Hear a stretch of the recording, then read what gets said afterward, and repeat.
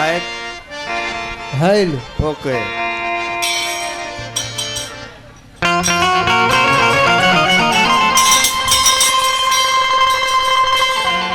वाह वाह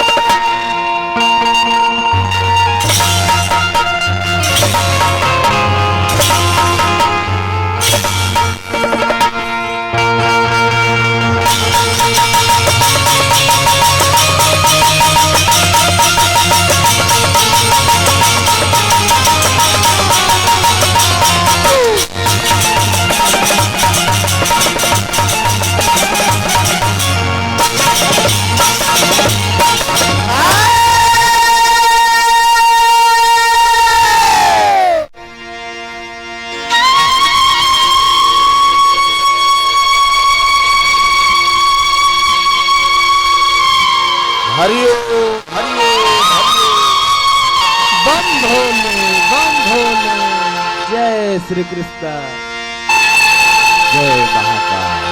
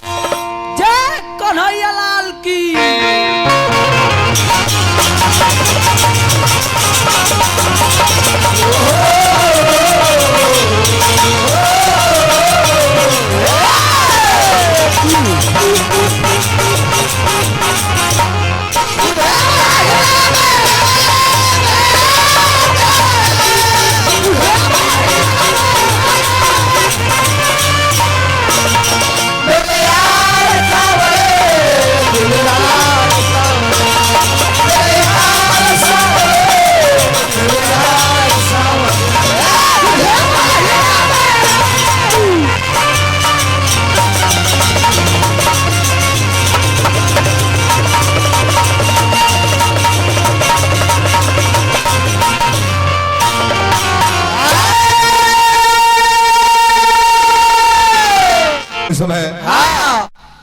मेन का तने खोल रही और हेलो मेन का तने फिर चोंगा में लेके जाता रहे मैं आवत भैया ये तो है कुल बोलता रही सो हेलो हेलो हां ठीक बा हेलो ठीक बा रह दी कम मत कर बाबू करा के परम आदरणीय आज के पूजा कमेटी के अध्यक्ष महोदय सदस्यगण दूर दराज शैल कीर्तन प्रेमी चाचा काका भाई भतीजा बाबा नूनू जी भी सुंदर सबकर हार्दिक अभिनंदन नमस्कार प्रणाम करतन जा मंच पर विराजमान हमरा परम आदरणीय राहुल बाबा जय हो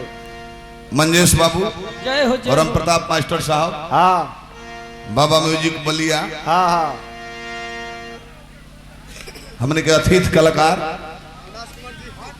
शिक्षित व्यास शिक्षित बिहार शिक्षित व्यास कमलवास कुंवर जी के भी बक्सर शैल बनी, हाँ जी शिक्षित वहाँ के भी हार्दिक अभिनंदन करते हैं जा। शंकर व्यास जी भी बनी हमने गार्जियन, वहाँ के भी हार्दिक शुभकामना करते हैं जा। नमस्कार बा। हाँ हाँ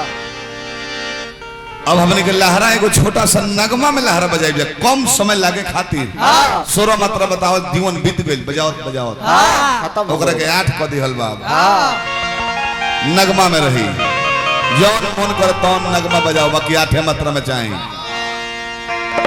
सारी पुराने सजिंदा वालों जो 2 दिन पहले सुननी हलो